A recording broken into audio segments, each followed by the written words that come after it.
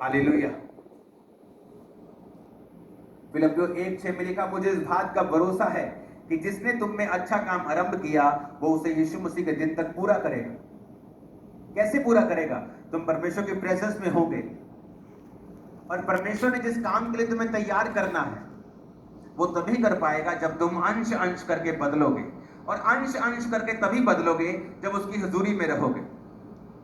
और वो तुम्हारे जीवन से कमियों को दूर करेगा, जिस तरह कुम्हार पेशेंस के साथ उस मिट्टी को साफ करता है धीरे धीरे करके, फिर वो उसे गीला करता है बैप्टिज्म की तरह, फिर वो उसको मशीन पे चढ़ाकर उसको हाथ से शेप देता है और एक तरफ से उसे मारता है परमेश्वर की तरह, कि एक तरफ से वो तुम्हें संभालता है और एक तरफ से वो तुम्हें परीक्षा में रखता है।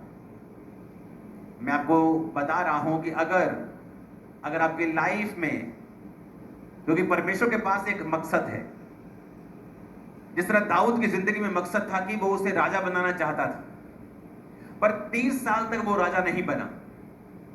परमेश्वर उसके जिंदगी में मुसीबतों और परसिक्यूशन के द्वारा आग की भट्टी में रखकर उसे साफ कर रहा था, उसे अंश अंश करके बदल रहा था, ताकि जब ये उस कुर्सी के ऊपर जाए इनफ ग्रेस हो इसके ऊपर ये संभाल सके।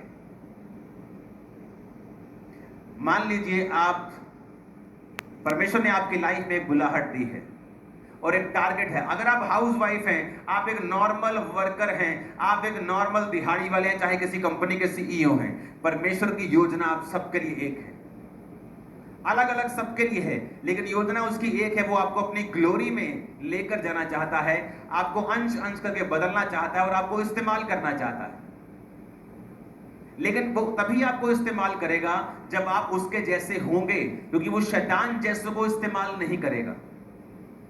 अब क्या होता है? अब एक चेंज आता है। वो चेंज क्या है? मान लो आप एक बहन है और आपकी जेठानी के साथ बिल्कुल बनती नहीं, आप हर टाइम कुड़कुड़ करती हैं, हर टाइम आप उसको नीचा दिखाने की कोशिश करती हैं या अपना गुस्सा दिखाने की कोशिश करती हैं। ये एक रुकावट है। परमेश्वर कहता, मैं अंश अंश करके तुझे अपने तेजस्वी रूप में बदल दूंगा। फिर क्या होगा? फिर वो होगा जो परमेश्वर ने आपकी लाइफ के लिए सोचा हुआ है, कि मैं इसको इस स्थान पे लेके जाना चाहता हूं, मैं इसको उस आत्मा में यहां लेके जाना चाहता हूं, उसके बाद मैं इसकी जिंदगी में बरकत दूंगा और अपनी योजना पूरी करूंगा।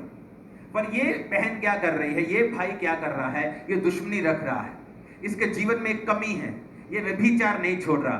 फिर परमेश्वर आपको बीमार करेगा और वो आपको गरीबी में डाल देगा और फिर वो आपको परीक्षा में से लेकर जाएगा। आप सोचोगे क्या हुआ, कैसे हुआ, क्यों हुआ? फिर आप बोलोगे यस, ये है इधर एक प्रॉब्लम, आप उसे सॉर्ट आउट करोगे।